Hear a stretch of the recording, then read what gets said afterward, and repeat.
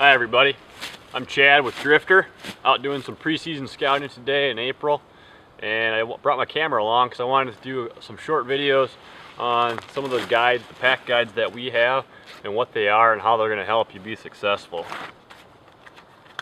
So the first one I'm going to talk about is stand placement, part 1. This is information that I've written out or taken out of my journals that I've written throughout the years from hunting multiple states, different times of the season, the things that I've been the most successful with, things that I picked up from my mentors.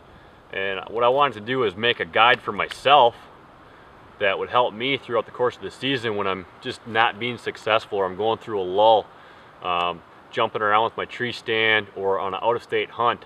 I wanted to be able to have this information with me at my fingertips so I didn't have to try to search through my notes and try to find it.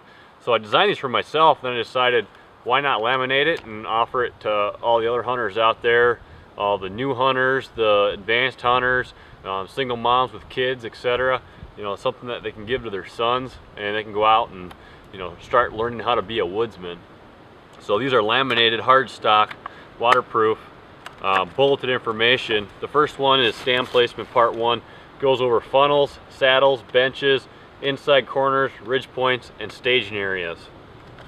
Inside is a detailed diagram of basically what you're looking for, and then a paragraph on how to hunt it, where to hang your tree stand, where to walk in, walk out, how to find the wind direction, and where to hang your stand for what time of the year it is. Is it pre-season? Is it the rut?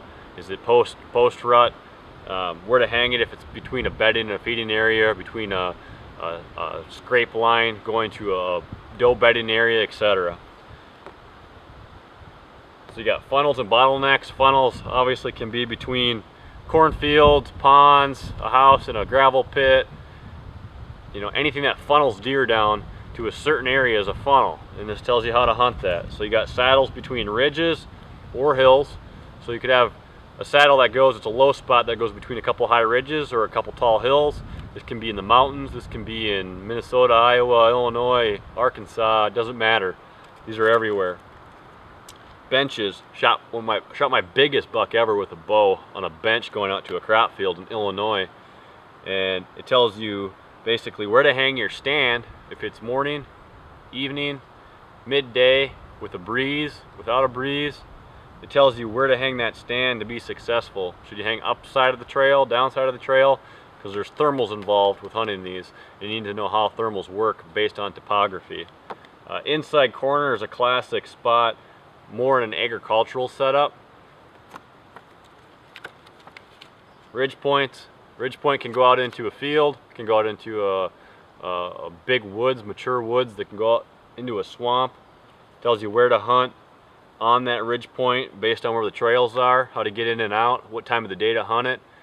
All these tell you what kind of animals you're going to see. You're going to see more bucks, more does, you know, just what's kind of, you know, a swamp area is going to hold bigger bucks. It's where does and fawns typically will bed down in the winter time, but probably not during the course of the hunting season, the beginning of the hunting season. Staging area. Staging area is an area deer hang out before they go out into a feeding area.